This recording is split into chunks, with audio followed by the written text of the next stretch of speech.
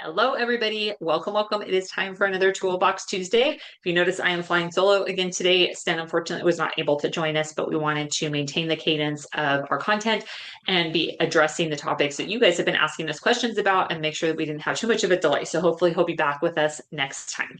If you have not been with us before, every Tuesday in our practices is called Toolbox Tuesdays, which is why it is called Toolbox Tuesday here as well, where we pick out one of the tips, tricks, resources, cheat sheets, one of the many hundreds that we have available to our team, and make sure that we are calibrating our message, making sure we're focusing in on one of those resources and maximizing the reach that it has. So today we are going to be talking about a hot take that you guys had a lot of feedback on from one of our newsletters that went out a couple of weeks ago. And that is, hey, your assistants are messing it up, but it's not their fault. And I got a lot of reactions from people, and this was not meant to be inflammatory. This is not meant to attack anyone, but it was kind of, okay, let's take a step back. A lot of frustration happens and boils over between doctors and assistants. This is something we hear all the time. This is something that we have in our practices constantly, something that we're talking about, right? Assistants are not doing things the way that you want it to be done. It's slowing you down from a production standpoint. The doctors are trying to focus on producing, which is what they are here to do. And there's this constant friction that's happening. So if we take a step back from this, you hired someone for a specific reason, right? You saw something in them, potential in them, whether it was experience or personality, or, maybe you did a working interview and saw how they interacted with your team and patients and thought, hey, this person is a good fit for my practice. So what happens between day one or pre-day one, when you first interviewed them, they had great references, whatever it was, to now day 126, and you can't stand this person and you're trying to avoid them in the hallway. We, again, have gone through this in our practices.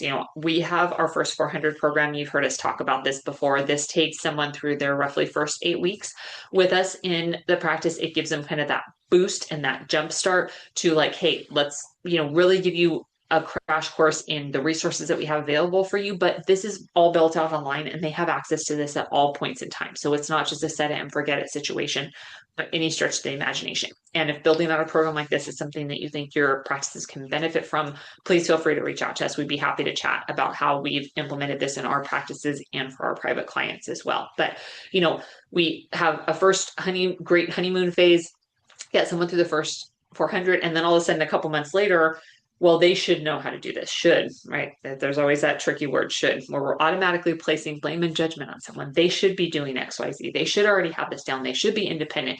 That may be true. However, where did that break down in the systems? If we saw something in this person and there's a reason that they are part of our practices, are they really trying to mess it up? Is there, and there may be, right? Sometimes there's an outlier situation where you have someone who is not the best kind of person that needs to be flushed out from your practice, right? But if we are going under the assumption that 95% of people are reasonable, they are in healthcare because they are trying to help someone, they want to make a difference in what they do, they don't just want to be another number, are they intentionally trying to mess it up? Do you think that they are coming in like, how can I really screw with Dr. X today? And not have things set up and make the day super stressful. And I'm going to really make sure that we run behind today and embarrass myself in front of a patient, right? No. Most rational people, they're not trying to mess it up. So what is missing? Is it systems? Is it standardizing things? Do you have doctors who are doing things all different ways, which way to Sunday? They're using different materials, different instruments, and your assistants can't follow it. If you have more than one doctor and they are doing things differently, great. It's not to say that all the doctors need to do everything the same, but what are your systems to follow that? Do you have cheat sheets in place? Do you have pictures of what your setup should look like?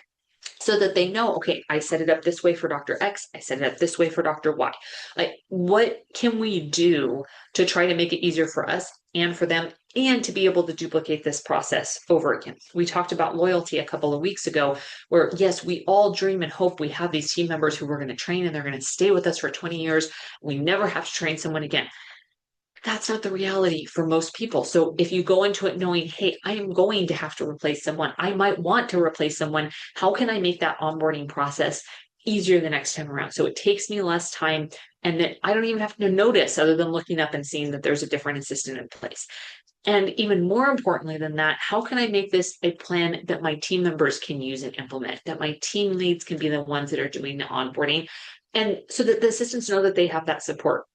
so many times. I mean, literally hundreds at this point of the people I have interviewed. One of the chief complaints, especially coming from dental or medical offices, is I didn't have any training. I didn't have any support. I didn't know what I was supposed to do. They just threw me in there and said, good luck with that and let me know how it goes. And I had to figure it out as I go. And that's stressful, right? Any new job is stressful. Whether you have experience or not, you're trying to adjust to new team members, patients, and doctors. There's a lot going on and it's stressful. So they leave because they don't want that to be their environment day after day after day. Now, we are at historic lows right now.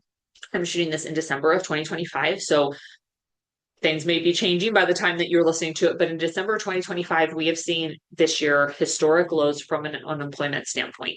That means we have less of an applicant pool to choose from. Okay. So maybe you didn't have a chance to hire that one person that you thought was going to be the perfect fit for your practice. So they're not a unicorn. How can we make them a unicorn? I also talked in the episode about loyalty, about quantifying what that loyalty means, and that we are never going to win out against someone in their personal life if they have to move on for some reason. Of course, we do everything we can from a culture standpoint, from a pay standpoint, financially, incentives, all of the things, benefits. You all know all the things that you do to try to keep your team members happy. But sometimes there's things that are just outside of your control, or they want something different, or they want to move out of state.